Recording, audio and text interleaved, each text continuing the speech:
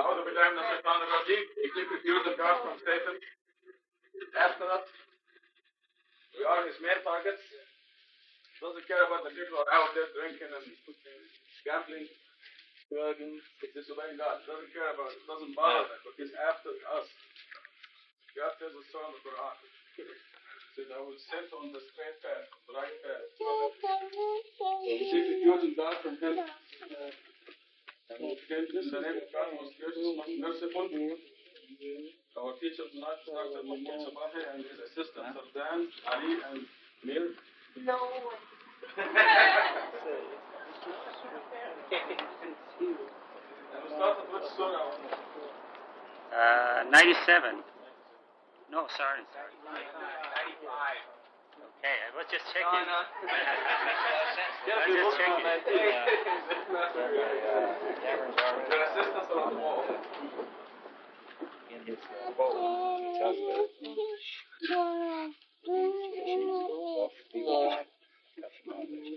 Very Go across.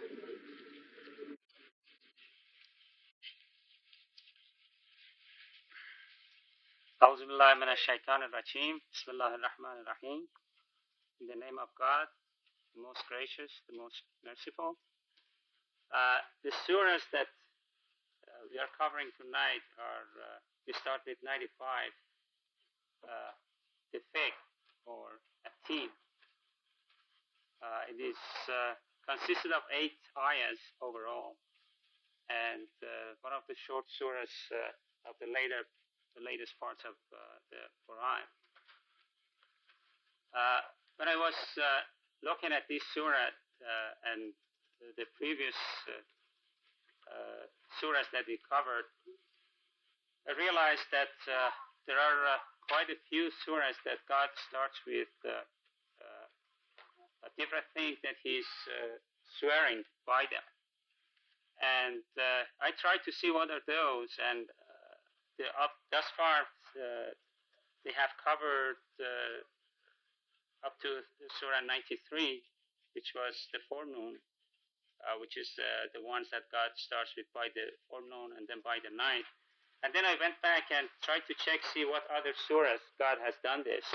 At least the ones that I came up with, there were 12 surahs that God starts with a swear to different things. And I tried to see whether there is any relationship or why is God doing this, and what is He trying to tell us. There were some of them that one starts with the sun, the moon, with the bright star, the sky, the earth, galaxies, all the things that we see around us in the sky and around us. And then there are others that God uses the changes that we see during the every 24 hours, like the dawn, the forenoon, the day, the night, the afternoon, and the dusk. And we have Surah 100 that is the runners, which is a subject by itself. And we have a surah, the town, and we have in Surah 91 we have the soul. It's something that we don't see.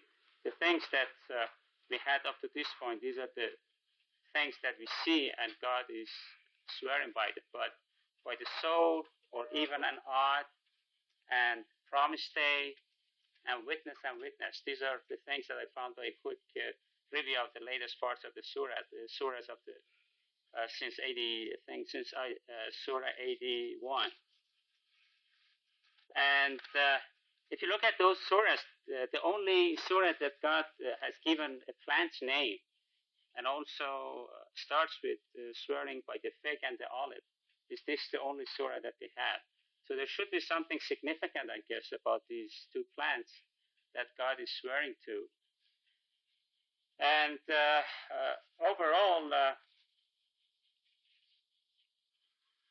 what I understand from this is that God is telling us to look around and look at what is going on around us and try to see what are the changes and try to understand, try to use our intelligence try to see and try to understand what is going on and see the signs that are all over the place. So with that, I go back to Surah 95. In the name of God, most gracious, most merciful.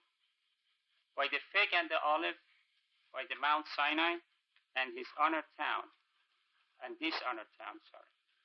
We created man in the best design. In the new copy that we have, ayah 5 is missing, so I took it off the old copy. So we created man in the best design, then we reverted him to lowliest of the lowly. Except those who believe and lead a righteous life, they receive a reward that is well deserved. Why do you still reject the faith? Is God not the most wise and all the wise ones? So we go back to first by the fig and the olive. There's a footnote here that is saying that fig, olive, Sinai, and Mecca may symbolize the prophets, Adam, Jesus, Moses, Abraham, and Muhammad, which, since there is not more in the footnote, I guess Rashad Khalifa is the one who can explain what he means by that. I don't. From the town, I know it relates to Muhammad, Ibrahim, and Mount Sinai it relates to Moses, but fig and olive, how that relates to Adam and Jesus, then he can explain to us what does it mean. Well, amazingly, it is universal. The fig leaf or the fig tree is reminds us of Adam and Eve in paradise. They covered themselves in trees of paradise, whatever. But universally, this seems to be related to Adam and Eve. Fig. The olive, Mount Olive, Jesus, is a connection. And Mount Sinai, Moses, Mecca, was Abraham. So this represents the one and the same message that came to us through different messages from Adam to Muhammad, from the fig to Mecca. Okay, so after the first 3 verses, God says, we created man in the best design. What is the meaning of that is something that we can think of. What is the best design? What is the best design that God does? Because man is different from the rest of the creatures. The only difference is that he has the brain and he can think and he might make the decision. And God has given us that design. And then we have decided to make a decision. We made a decision and then went along. And then God tells us that He created us in the best design. And then reverted us to the lowliest of the lowly. And then this is one step, the best design. The second step is the lowliest of the lowly. So we start on the high, we go down the lowest. And then there is a chance for those who believe and live a righteous life to receive a reward that is well deserved. So it is upon us. God is giving us the chance to change ourselves from the lowliest of the lowly to go to do something that we can get out of that lowliest of lowly and go to a place that is better than lowliest of the lowly. Ask my senior assistant, Hamid, to talk about fig and olive, I guess, that he's prepared to tell us what is the significance of these facts that, some botany word, I guess. Well, I think Rashad basically, I just have a few other information that might not be as relevant, but just information search regarding the plants itself. One of the things that's most common is that figs and olives they're very common in almost every part of the world. Everybody's very familiar with them.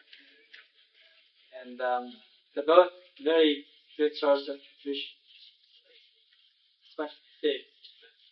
Very high concentration of sugar and calcium, and especially in parts of the world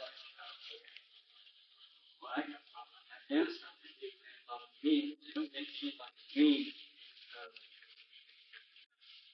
vegetables. This is a very good source of iron and other vitamins that provide a source of. It's really a good source of laxatives for the food. Yeah, for good. I'll have a So you try to make my drinks and you also listen to stuff that's in your life. I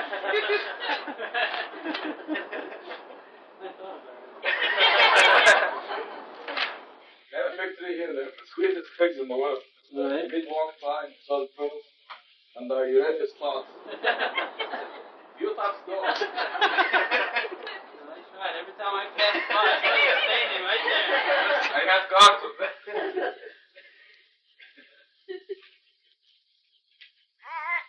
Another thing about the plant, the figs are certain figs, most of the figs that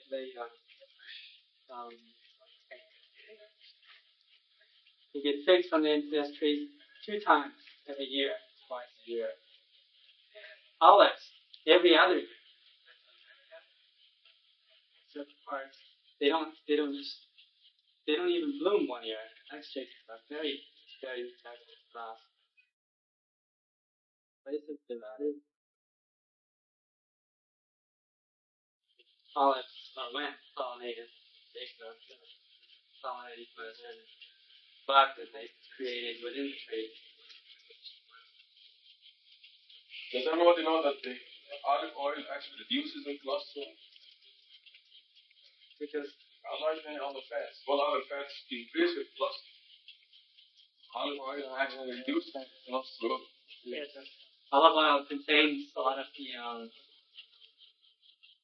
it's the oil in the olive oil is not pure oil. It's not a molecule, and it's just not liquid, but it's lipid. They're not liquid molecules. They're not fatty acids by themselves. They're diluted with other chemicals.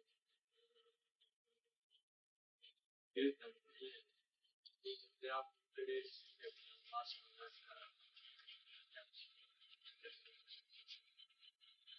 And I have another thing here is the Sabahi is actually an explanation that I think touched on spiritual design, best design. But I just want to mention the physical design as well. It's a human being, which we tend to take for granted. For example, here is a 44-ounce thirst buster right here. I will try to pick it up with 4 fingers. See, God designed so I have a thumb.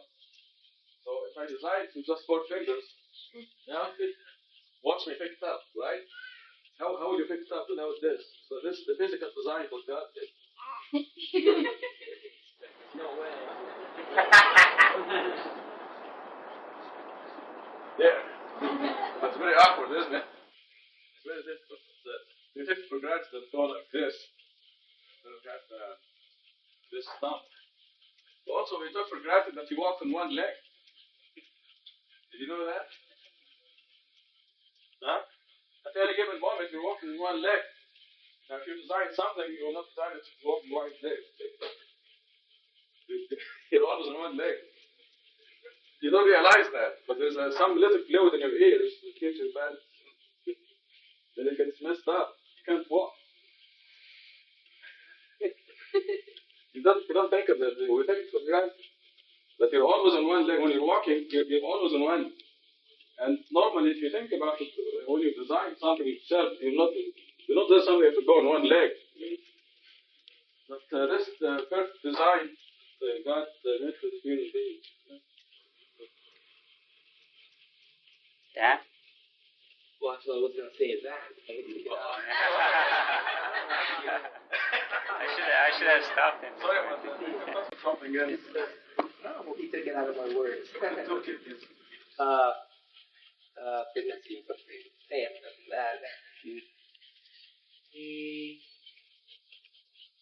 Actually, when I look at this verse, I think of us being in our souls before we came here. And He created the best possible way that we would come back to this life. He created us, like He said, fingers and things like that.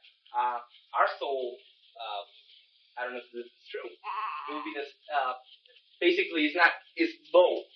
It's lower than what it was before we came here. We started in the ground. It's up to us to make it grow in this life. Like in line 6, except those who believe and were righteous, they enjoy a well-deserved recompense. So you have this kid, okay, and his soul is so pure, but he's starting. It's up to us while we grow to feed our soul by praying, by following the amendments, things like that, and we start growing and growing. And if we don't do that, people might, how can I say? Sometimes people may think that they have a good life. Like some of the people, they think that because they're getting money, they have the best. Like for example, some movie stars. They will have money, cars, everything. Their souls don't have anything. You don't know that they have a really good life or not. It's up to us to actually make it grow. But everybody starts from the bottom. So nobody can say, well, he had an advantage. No. Everybody kind of went up. And I mean, it's just when a person actually believes in God, that he sees that there's only one God. Some people might be pushing to some other direction, but for some reason, I always see everybody being always before they even turn to that path. I always see everybody stopping in that path where everybody meets, and not being able to see the right path from the wrong path, and just walking to the wrong one. I don't know. For some reason, I just feel everybody, kind of went equal into a point, and they just kind of went their way, and they didn't find the right path. So I feel that it's up to us to actually do it. So, but I feel that everybody starts from a point that God made it that way, and we wouldn't have some lead, and that's why. Yeah. Yeah. Oh, yeah. Comments. Sister. You was mentioning about man is the only one who has the brain, I guess, to think or make decisions or the freedom of choice. I guess that's what you were indicating, that other animals, they didn't have a brain. They had a brain, but they didn't have a decision the capacity to think. Well, a tree will grow as tall as it possibly can. Like you take a redwood, it will grow as high as it possibly can, knowing that it doesn't realize, the sky, how the sky is, or is it unattainable, is it unreachable. It will grow as tall as it possibly can. And it seems to me that man is the only one who does not develop or try to achieve the reach full potential.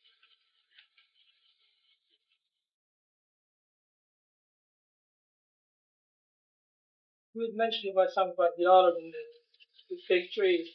The fig you harvest twice a year. How could that be possible? I don't know much about irrigation. Those kind of trees, like stuff like water irrigation, like vegetables, like you water every day, you harvest as many times a year. Those trees this part of my culture back home in Herbert's country. It's a big festival every summer, not during. It's like you harvest in summer, we lose their leaves in the fall and the winter, then they bloom in spring and then harvest in summer. How can you do it twice a year? No, most fig trees do that. But one of the crops is not edible. It's just a readiness for the next. Some people do eat it. Okay. So they pick and green. They pick and down. Some people just pick up. Okay. But that's only one crop of the year. it dries out, and then the next crop goes from base to that one, and that's what makes it. The second crop, yeah. It pollinates itself, creates, and then dries out, creates that bug, and the bug carries it to the male, and it pollinates itself inside. It grows too big. The olives, because as far as my understanding, the olives, they harvest it every year, not the other year. Yes, they have got something called alternate bearing. The crop is very heavy one year, very light the next year. So this actually happens in citrus mostly, but you don't notice. You keep harvesting from different trees. This individual trees will do that. One tree will be heavy, the next one will be light, and then will alternate the next year. So he's getting into botanical particulars. I don't know, but that's what I read, what I studied. That's what happened. Of course, today with genetic engineering, they can make olives that look like the size of a pear. They can make all kinds of ways. Libyan trees are not standard. I took the word out of my mouth. Libyan trees are weird. Yes. So I didn't say all of them. I didn't generalize it. I said in certain places. Yeah, I understand. But I'm saying is, this kind of trees, it's not like water irrigated every day, like vegetables, tomatoes, and lettuce, and all that. Those things, they get water, It's almost wild. Yeah. It's like they grow in wild. They do what they have to do. She has a question. Yeah. Verse 5 is not about this life, about a particular soul's time in here. From what I understand, it's like chemists like to put things in steps. There are 3 steps. You were first created the best design, which I looked through my notes, and I think there's another chapter that chapter 87. God mentions that glorify the name of your Lord, the Most High. He creates and shapes, He designs and guides. So He says that He designed us the best design. So we're something like the angels. We were the best, but the rest of the creation among the best. And then, based on what Rashad has quite frequently discussed, that we made the decision to give it a try. Go with Satan and give it a try, and made that decision. So we went to the second step, which is the lowliest. We came down, we left that high level of life, and then came down to see what it's like here, and then see whether we can fight with Satan and succeed and go back to try to reach to the high level again. And I think the third step is when you try to change, to get away from Satan, to lead to the right path and succeed in getting back to the high life, to get to the heaven. This is the way I see it. 2 questions. In Surah 4, there's no reference to Miriam eating a pig, not eating some fruit that's only right. That's just the next day. Okay. So that's what brought that to mind in terms of the time in which Jesus came and died. Secondly, what is the meaning of we in verses 4 and 5? But it says, we created man in the best design. It says, then we reverted him. Does it really imply participation of angels, other forces, in creation of man in the best design? Satan's involvement in his going to the lowest level? Right, so let me just explain to you, but also the version lowliest lowly applies also to this life as far as the disbelievers are concerned. Read Surah 6, God says they're worse than animals. Okay, the disbelievers and idol worshippers are worse than animals. Because they made a stupid decision not to appreciate God. The intention of God in verse 5 was non-intentional. God will fix it. It's a deep fault. And to blame somebody. We will fix it. We'll have it as stickers. I thought it was just for this copy here. Yeah, no, this is actually, I'm glad you brought this up. It's a lesson from God to teach us that the Quran was not the ink and the paper. It's not the physical book. We have a verse number 5 in Arabic dropped out, Surah number 2, and verse number 5 in English in this surah. drop out. So we have two verses that dropped out by mistake. One Arabic, number 5, one English, number 5, and the two false verses removed. We have mathematical proof that verse 5 in Arabic, verse 5 in English, that one that dropped out belong in the Quran, but they have no evidence that the two false verses belong in the Quran. Are you following me? There's evidence in the wall there. On this long number, 12,692 numbers.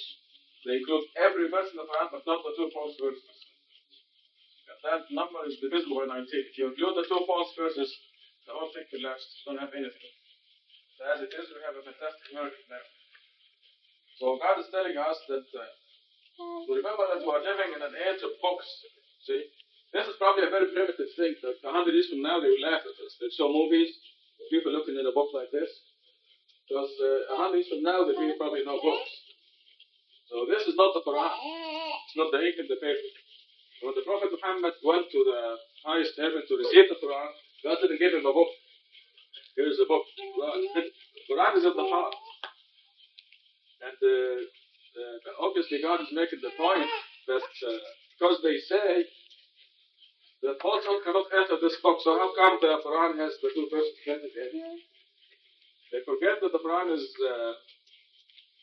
written in many different ways. And a lot of people who entered it printed it with the surahs mixed up and rearranged the verses. They added things and dropped things, but this doesn't mean that God did not preserve the Quran, because the Quran is not this physical book. And we're having this demonstration with new translation. So we will add the verses after we receive the book. We'll add these two verses that dropped out by mistake. Also, we write the Quran in the computer electronically. So what is that? So the Quran is in the heart. We know exactly every letter that belongs to the Quran, and if anything strange is added to it, we know that too. If anything drops out, we know that. That this is obviously God's will to teach us this lesson. The ink and the paper is not the Quran. Back to Dr. Sabahi. Okay, one more comment before I go to Surah 96. I think plants are overall one of the most amazing chemical factories that exist on the earth. For a while, I was before coming to US, I was involved with research on plants and drugs that are derived from plants. And as a chemist, I was amazed to see how complex these molecules are that you can take from a plant.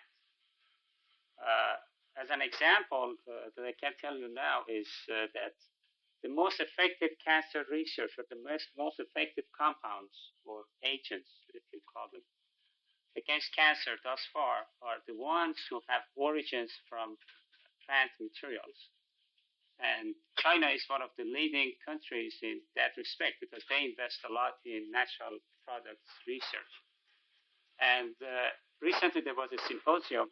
So what happens is that the plants, as time goes by, they synthesize these things. And if you don't need too much chemistry to understand that the only chemicals available to the plants are carbon dioxide, nitrogen from the ground, and water. So you have carbon, hydrogen, nitrogen, and oxygen. These four basically nature elements, and some phosphorus and other things that come from the ground. And this plant, as you seed it and it grows, it starts to put these things together. And then after a while, you take the chemist, takes the leaves, goes to the lab, and tries to extract these chemicals out of it. And then spends a lot of time, years maybe, to see what is the structure. You started with one nitrogen, one oxygen, one hydrogen, millions of them, small pieces. And then this plant has put this together to a gigantic molecule, all attached together. That, first of all, human beings have a lot of trouble to identify what the structure is, because the definite structure of the compound is something that you need to know as a chemist or as a pharmacist. So after they find the structure of the things and they know the potency, they try and say, okay, this is effective against this infection or cancer or whatever.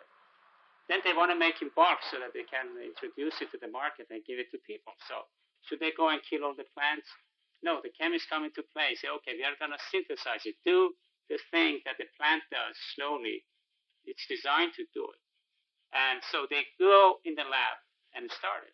One of the very great synthetic chemists that was here a few months ago, he said they have been working 5 years. I mean, they have been a group of the top-notch scientists working to synthesize a molecule that has been derived from the plant and has been shown that it has the potency against cancer, a very active compound. So it took them at least 5 years, and they had only one step to do, and that is the difference was the molecule that they were synthesizing was like the right glove of your hand that you can put on your left hand. There's a difference. There's no way you can superimpose your right and left hand. Or, to better understand, you cannot put a right glove on your left hand. Have you ever realized this? That is a concept, chemists call it chirality. And that's one of the most amazing things in the creation. And this is in all the molecules. In one molecule, which is the right-handed molecule, may be very effective. The left-handed has no potency, no effect at all. And the only difference is that if you look, these are the mirror. If you put the mirror here, this is going to be exactly this hand. This is called the mirror image of the other. These molecules are mirror images of itself. But one of them is has like cocaine has that property. If you take the same, exactly the same number of carbon, hydrogen, whatever, but the only difference is that the right glove is not the left glove. It doesn't have the same. If you take a kilo of it, you don't get high. And so I think when I read that plants are such an amazing creatures and do things that you take for granted. You don't realize what it is, and it is another sign, another one of those signs. There is a reason that God is swearing by the plant, the fig, and the olive that obviously have significance, as Dr. Khalifa mentioned it, and also from the chemist's point of view. So by that, I go back, start Surah 96. Bismillah ar-Rahman ar-Rahim. You have a question? Yeah. Okay. No, I was just going to add from what you were said, that man, God created man, he's intelligent enough to understand that you can eat the fig off the tree, or you can dry it out, eat it later on. Olive, you cannot eat it off the tree, can you? Well, it's just good. You have to treat it with salt or other chemicals to make it, unless you're in Libya, usually. Usually people treat it with other things, but one that gets It's like the dry raisins. Grapes that get raisins, get taken with olives. You could dry them out, they just like raisins. Eat it that way, without salt, I tried eating some olives without salt. fresh green from the trees, like they don't get good. Well, actually, you have excellent varieties of Libya olives. Yeah. You don't have in Afghanistan.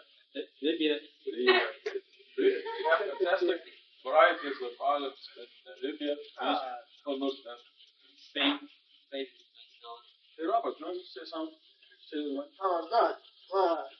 I remember asking you a question earlier about God knew that human beings were going to, the majority of human beings were going to go to hell. Why follow through with creation? Because obviously he knew that the majority would go to hell before he ever created. And does that refer? And then you said, well, human beings are kind of like the criminals in our society. Human race was the one creature that was the bad egg, kind of like. Is that first in Lord's of Rome, verse 5? That's the best. It's applicable too. That. Well, you see, God gave us the chance. But when we blow that chance, then we really. See, one of the reasons for creating this world is the creatures who end up in hell will not say, "You didn't give us another chance." Or you didn't tell us how bad hell is. All these things. So all the excuses are being nullified now. Here. So a creature was given a second chance. It's really stupid, if he doesn't take advantage of it. If you give somebody a key to a treasure, and he or she throws it away, and then you give him or her another chance. Give him the key again and say, there's a treasure in this box. Don't throw the key away. Go open the box. And they still throw the key away. That's really stupid. So this is lawless. The law is worse than animals. Maybe this answers the question. Did I get the question right? Yeah, that answered that question. What's the other question? Well, it's just that the same one. Well, God knew Right. that human race in general was pretty stupid. That they were going to take that key and throw it away the second time. The majority of the world. Right. And then I know that free will it comes in. Like you said, you can't have a robot, but the question is, Why would he put us in here? Okay, you didn't catch my other part of the answer then. Is to nullify the excuses, so they will not say you didn't give us another chance. No, I got that part. I just didn't understand that the human beings are going to suffer for eternity, and God knowing this is going to happen. Why was it? Why was it created? He knew, but you didn't. Yeah, but you see, if we didn't have this second chance, and we were thrown in hell, we would say, you didn't give us another chance. Now with the creation of this world, we cannot say this anymore. Because now we know. No, it's still. I think what Trump is trying to say is, he knew this is going to all happen. Why bother creating? Yeah, exactly. Because he knew that, but we didn't know that. Why God is all merciful? He's all merciful. That's why he gave us. No. I understand that, but God knew that we were going to need the second chance in the first place. You understand what I'm saying? God knew that we were going to go wrong. So why was No. There's so many millions of us to save. All the people who died before 40. Yeah. All the people who there's still millions of us who. So for this relative view, it was worth it to create all this universe because of what is there. Okay. That answers it. Yeah. So they still, think of all you and I, hopefully will make it to heaven. And think of all the millions who died before. They would have been yeah. But as it is, because of the creation of this universe, they aren't going to heaven instead. So God's mercy is saving all these millions of people. So the answer was that it's worth it for the few to receive. But not really few. If you think of it, if you ask Mahmoud Habib, he'll tell you the majority of Somalis are going to heaven. Because they all die before 40. The dictator is killing them before they get to 40. And this is a blessing.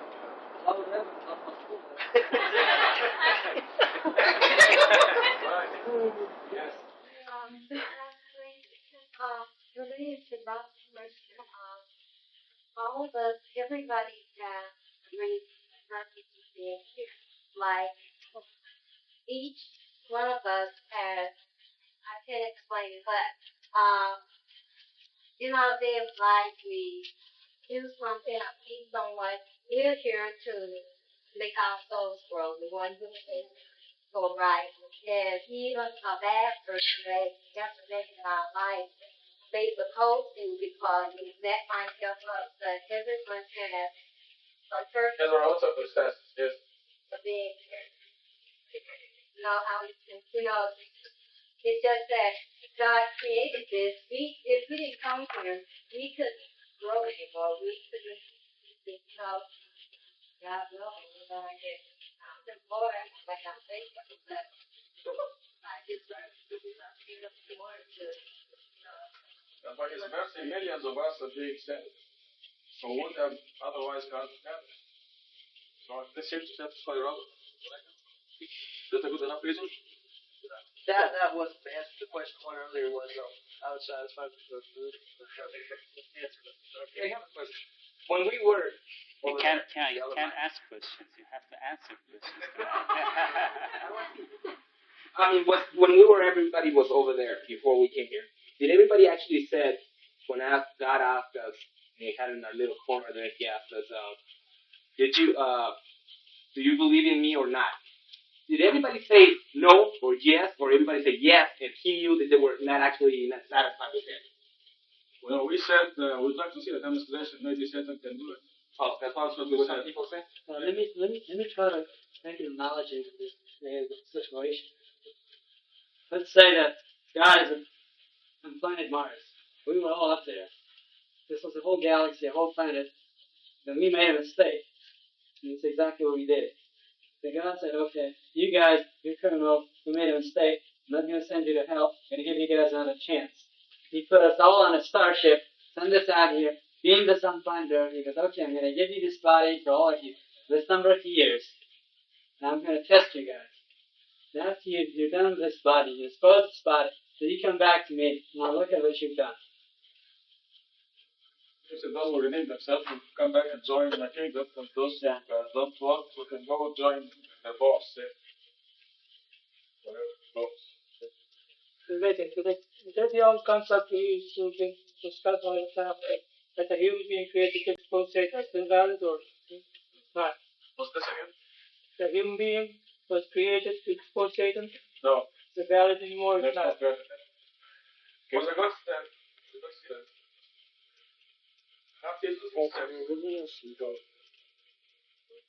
Okay, I guess I have to stop at this point and go to the next surah, Surah 96. Muhammad was going to this cave for praying, and whatever reason he was going there, and what is happening in this surah, which is the first 5 verses which were revealed to him, were the first verses that from the Quran that was revealed to Muhammad. So the story is that he one day he was in the cave, and he heard the voice that told him to read, which is the beginning of the surah. And he panicked, and he thought that he's hallucinating and things like that. And then he heard the order again, read. And the story is that he said, I can't read. How can I read? And then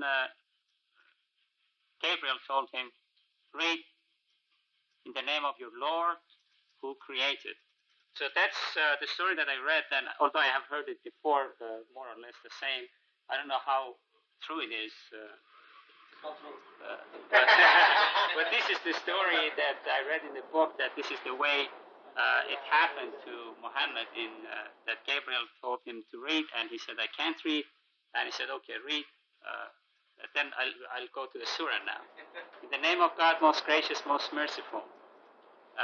Read in the name of your Lord who created.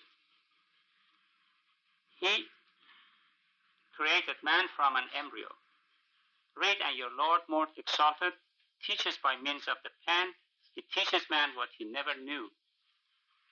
Indeed, the human transgresses when he becomes rich. Your Lord is the ultimate destiny. 9. Have you seen the one who enjoins others from praying?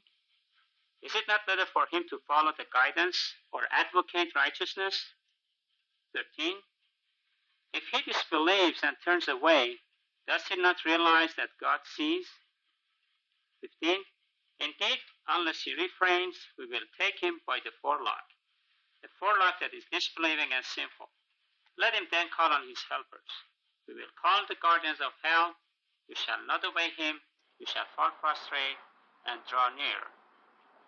The first 5 verses, which are the first revelations, and as you see in the footnote, the code number 19 is all over those 5 verses, and also the whole surah, which is consisted of 19 surahs overall. And it is a miracle in itself.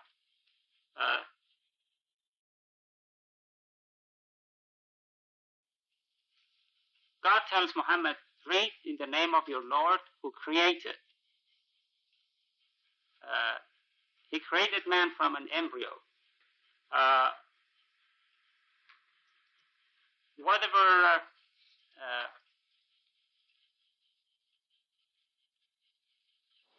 this is a embryo, which is the translated word for alaq.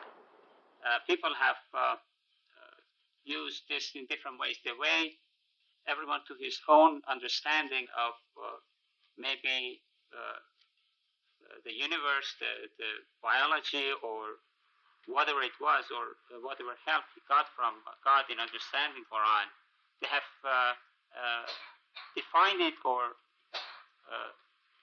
interpreted it in different ways. But what is clear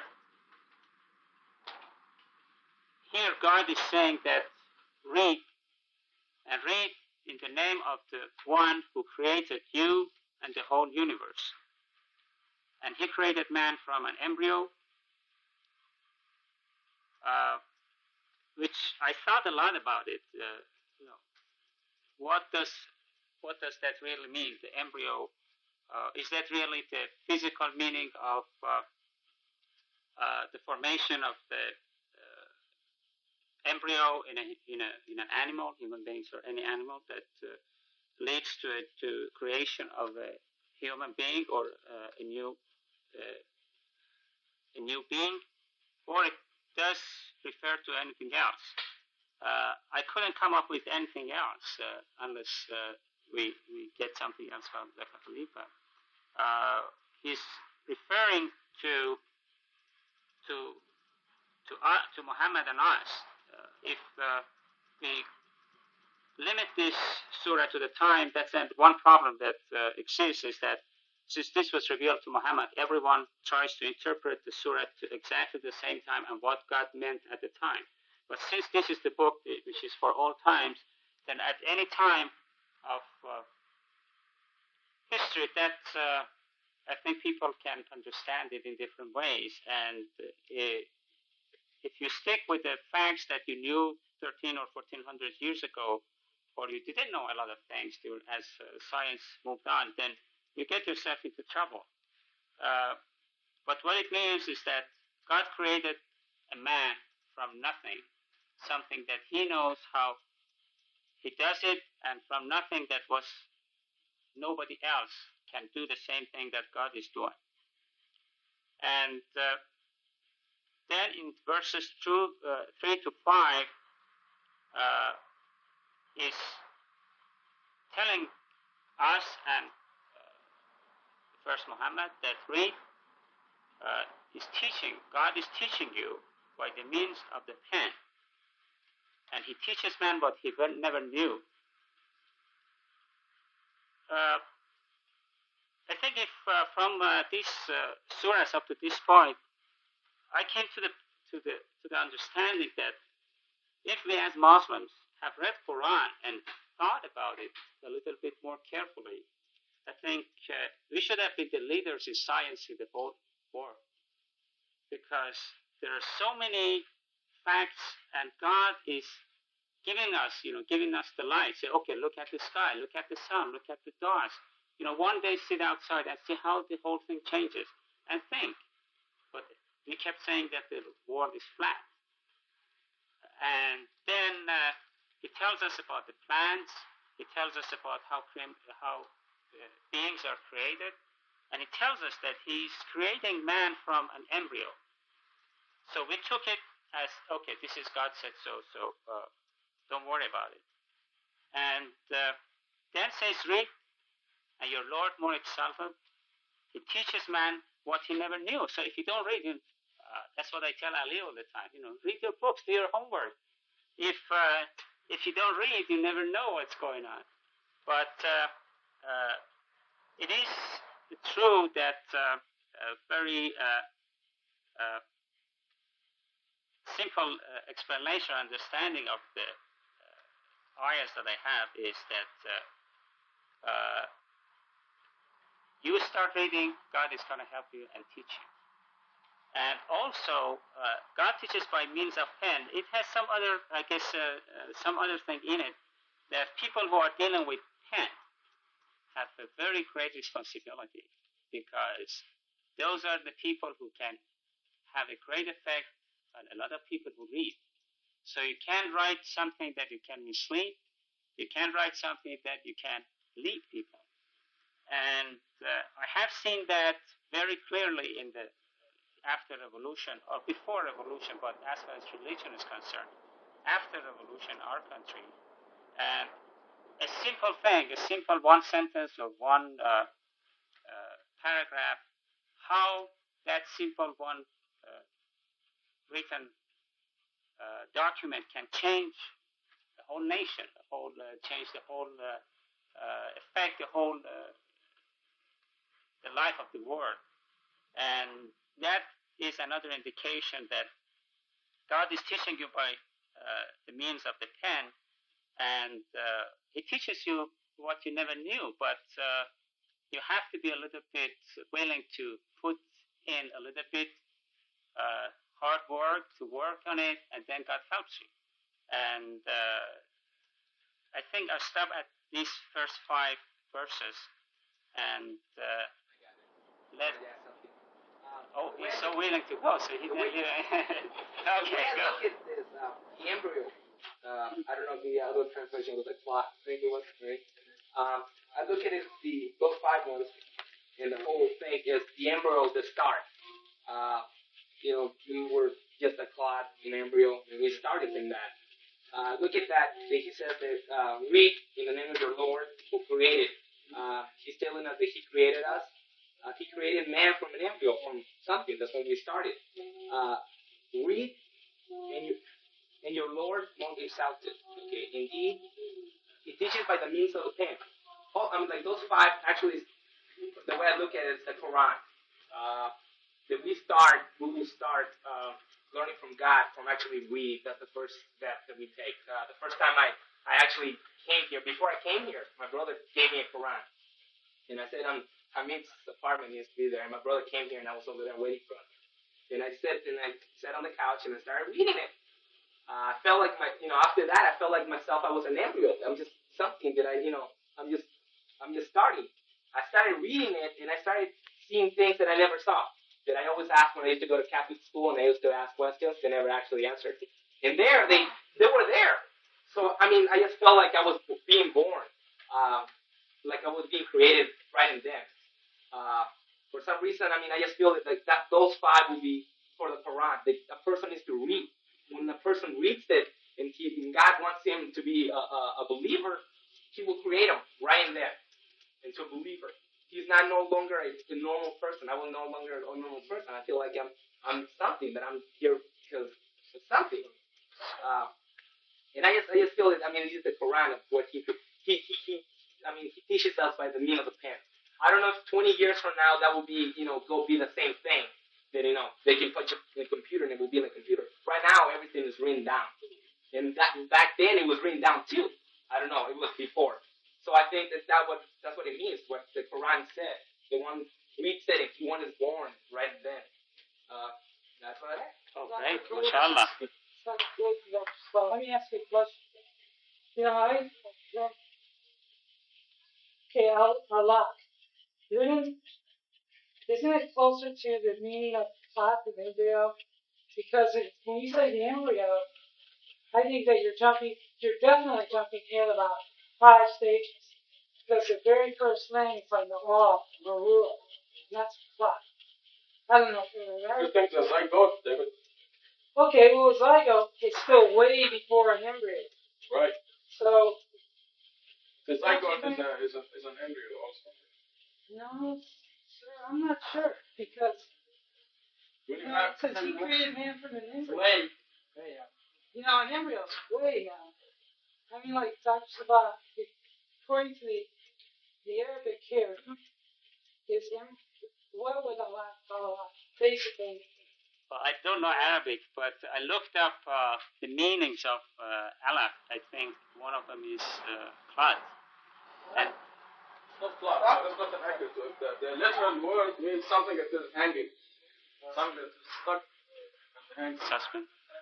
The cloud, though, is more of a definitive term, like when it basically comes from. embryo. No, he didn't create an embryo. He created them in the cloud, dried up. You know, I met Dr. Bukai. You know Dr. Bukai? Who wrote the Bible, Science, the Quran. I met him in Algeria. And he was very angry at the word clot. Clot is a piece of blood that That's like exactly jelly, what and that is not what the human embryo is. And he was really angry. No, sir, I didn't have to So disagree I on never that. used clot again. Because that was his own personal opinion, but He's that's American. what we were. That's what we are. Clot, like literally. Yeah. No. The word literally means something that is hanging. Right. Like this is a chocoblast, like things to the wall. It's a block. It's a block. Cells. Right, you said cells, but it's not a clot. It's a very active, very living group of cells that is dividing very fast. Does Clot is not even dead blood cells. does Allah means leech too? Right, yes. That's exactly. We are a what's the word? A parasite. Yeah. Mother Woman, when we first start off. Yeah, I read in a Farsi translation or a little bit interpretation that says maybe this is because leech and sperm are somehow similar in shape. This may be something that God is saying that He created man from the whatever is. But what happens is when the zygote and everything attaches to the wall, it literally buries itself into into the uterus, and it literally sucks blood out, just like gay leech. So I don't think that the word embryo is right. I don't know. I just want, Yeah. You know what I'm saying? Yeah. Okay. David, technically an embryo is immediately after fertilization of the ovum. You have an embryo. I'll bring a book by and I'll show you. I know. That's what was zygote, embryo, fetus. But all these are all embryos, technically. Okay. The definition of an embryo is a fertilized ovum. That's correct. You're a medical. Zygote. Yeah. Zygote is an embryo. Anyway, I thought embryo would be a safe translation because it covers a wide range. From the zygote to the fetus. It does cover that. Please, one night, it might be word plot be language. No. Clot is not accurate at all. Okay. Lisa? What is a clot, David? Did it comment? What is a clot? I think embryo is a lot more acceptable.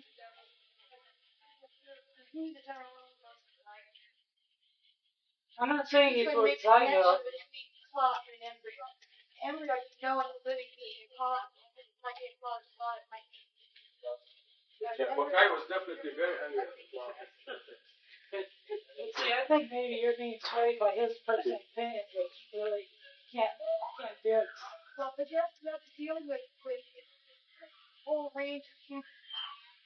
Most people don't know it. Your point was bad matter.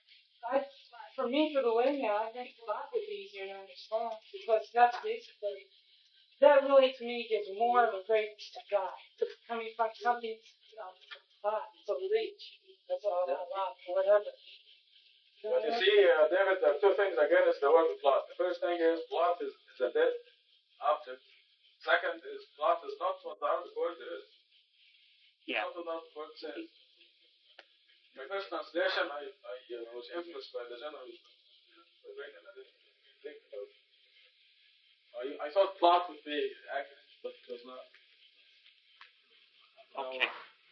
Let's go back to Dr. Sabahi. I think Ed, he gave a very good and gave very good. No, see, let's point out something about what he says.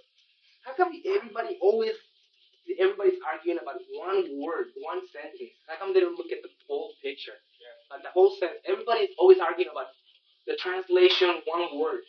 One word doesn't mean anything. It's the whole picture that is given. So why is there a need to make a second one of these? Well, because it's in the translation on a better way. But if you put clot or embryo, the way I look at it, even though if it's the same, I mean, it would be clot or embryo, I look at it the start. I'm looking at the picture. The whole I'm looking at the big picture, but I'm also looking at, if I see something or you see something that you think doesn't really fit, then I think you should express it. You know what I mean? Because otherwise, why even do this over? If I look at the big picture, I look at this, and I don't need anything more than just this right now. When this comes out, that would be great. But this is a big picture. I know that.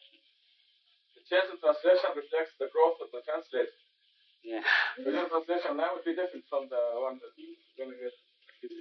Yeah, going back to comment on what you said, and also in addition to what Dr. Khalifa is saying, I think that's why Arabic version of the Quran is so valuable, and it's so important that if you can read it, because one part that we miss is the music. I don't know how to say it, the music and the way it is written, because in Arabic, if you read it, you see that especially these short surahs, the size of the surah, the verses, the way they sound, the music that goes with it, they change. It's so beautiful that you can't, in English it's impossible.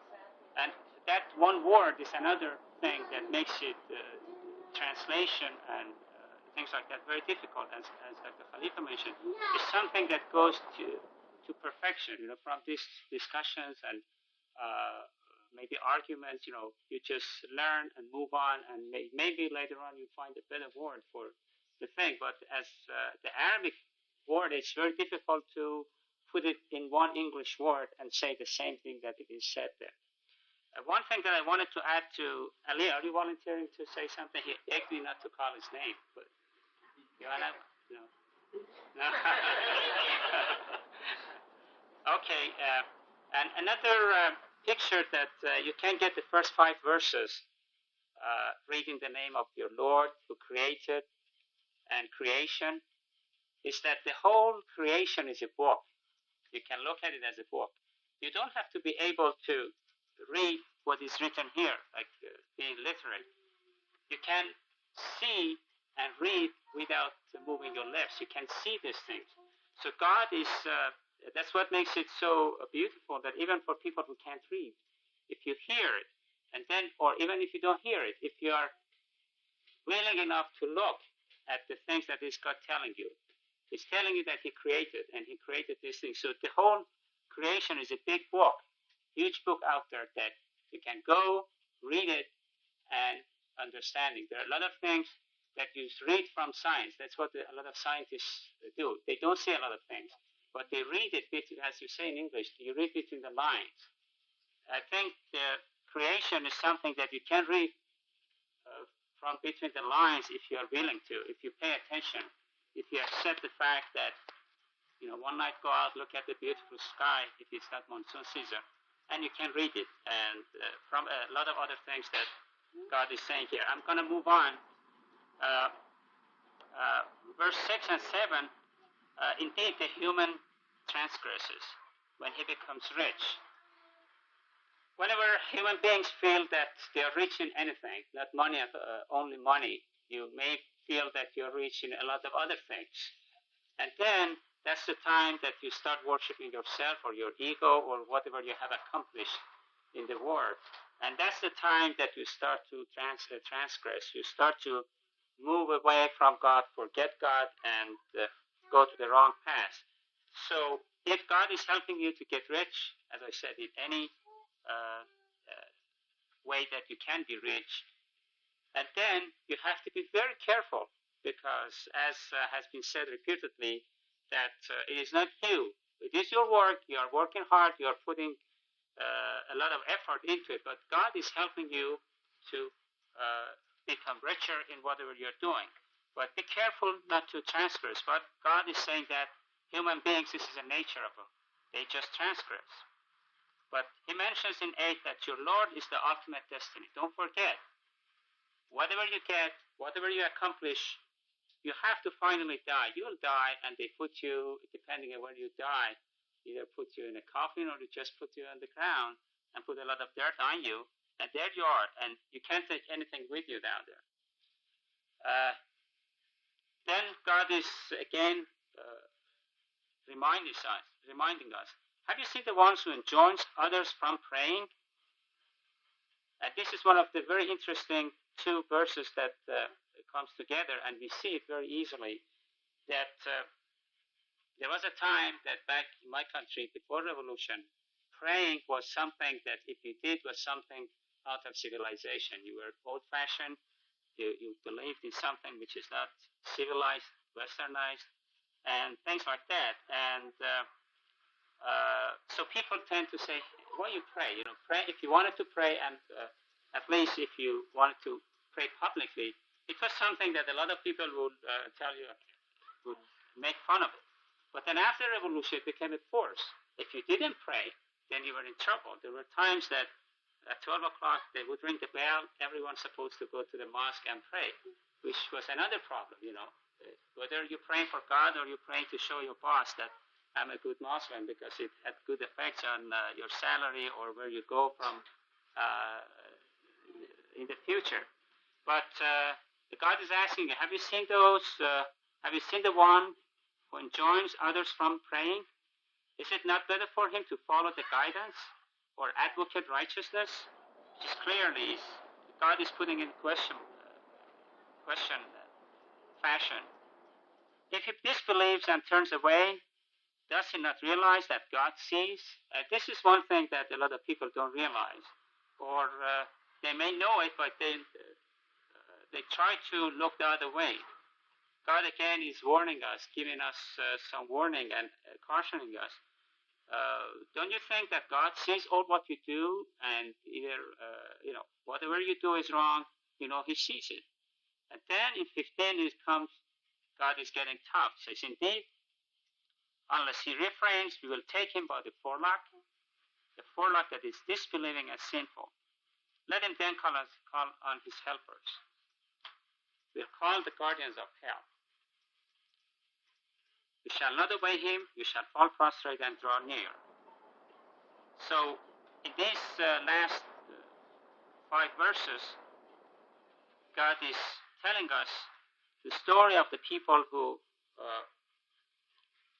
go the wrong path, and God is telling us what he's going to do with those and how they are going to suffer in the future from what they do wrong. And they don't choose the right path, which is the path of righteousness and the path of God. Overall, if you look at these verses, it starts with a lot of people may have or may see it just as very disconnected, but it is very much connected. As you see, it's the whole story of human being, the life, the way he's created, the way he transgresses, the way he becomes stingy, the way he drowns into materialistic things, and then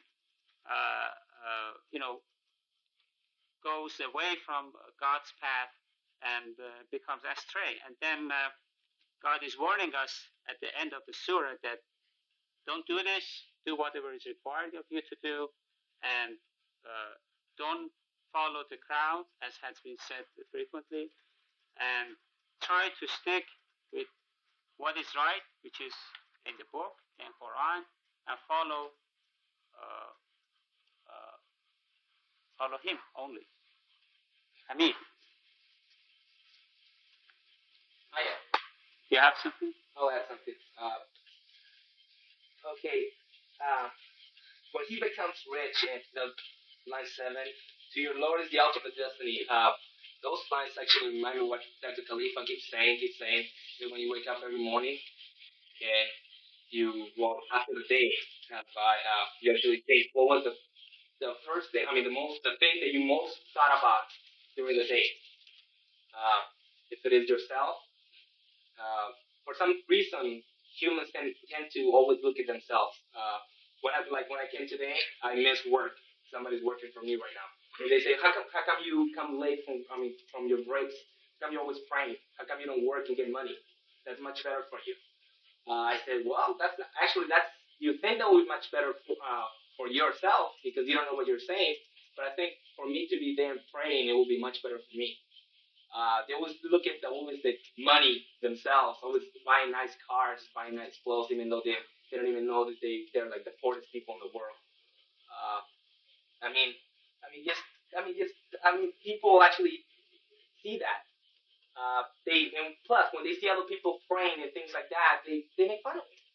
Some people, they feel that they're more inferior. Right now, for some reason, the church, even though people might say it, it's like going down. The new generation always looks at church as praying. I'm not going to get anywhere with it. They go and try to, go to college and try to become lawyers, and they never want to see church ever again. I mean, and right here, he's showing them that that's stupid. You have to actually do your soul. Then you because you did that, God is going to give you everything. You're going to become whatever you want. Any other comments? We have 2 more minutes, I guess. Any other suggestions? This is a very, we didn't have enough time, but it's very important surah, and I definitely urge, I wish somebody could read it in Arabic, because it is beautiful. I know it is a privilege, people who know Arabic, because I don't know Arabic. I can read it, but I don't understand it. No, just the way. It's beautiful and incomparable and extraordinarily excellent, literally very enjoyable. But God says to the believers, it doesn't make any difference. So I guess we will close tonight, and we will have a number of fatihas to read. Today is August 4th. We finished Surah 96. Next Friday is August 11th. Inshallah, we finish maybe 97, 98, 99, 100, up to 105, let's say. Following Friday is August 18th. And we should finish the Quran then. And the Friday, August 21st, we have the new translation with us, the Shalka Fatiha. So we have to plan it this way. That next week, inshallah, we finish up to Surah 105, and we have to help our teachers to do that. And the following Friday from the 18th to finish, so that we start the Fatiha with the new translation, inshallah. So our teacher next week will be Dr. Mahmoud Sabahi and his assistant, Dan. That's so good. You did a very good job, especially Dan.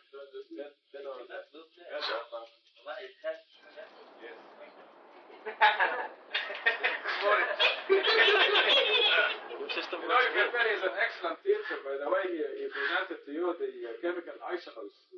He made it so easy. The right hand glove and the left hand glove.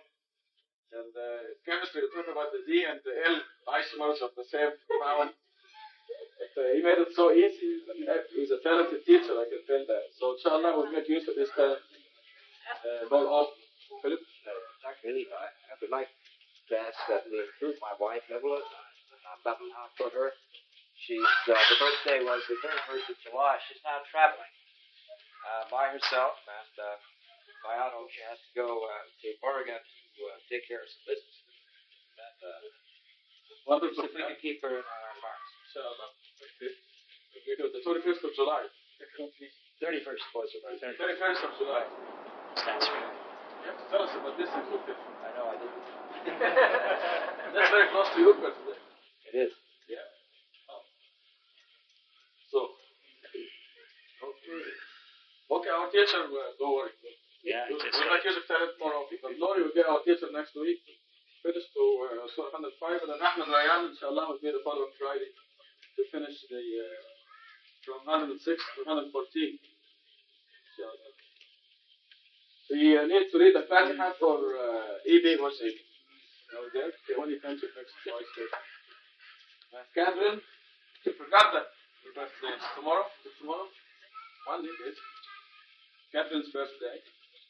And Martha is not here, so give her in absentia birthday. Her mother decided to have a party for her of this. This was the only time that happened, so she's not here tonight. We read Al-Fatiha for Philip and his wife, Evelyn. But may God be with them. Be with Evelyn and her travels. So read Al-Fatiha for Maryam.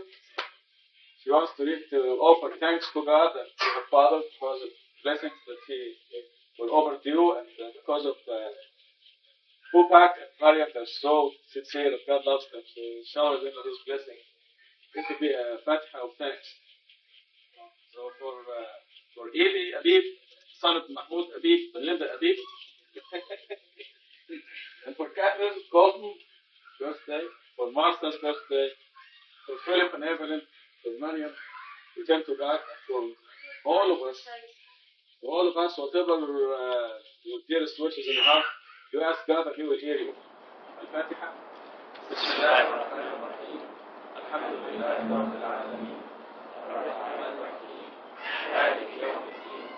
Iyyaka na'budu wa iyyaka nasta'in. Ihdina as-sirata al-mustaqim. Sirata alladhina an'amta alayhim. غير المغضوب عليهم ولا الضالين. Yola made wonderful strawberry cupcakes.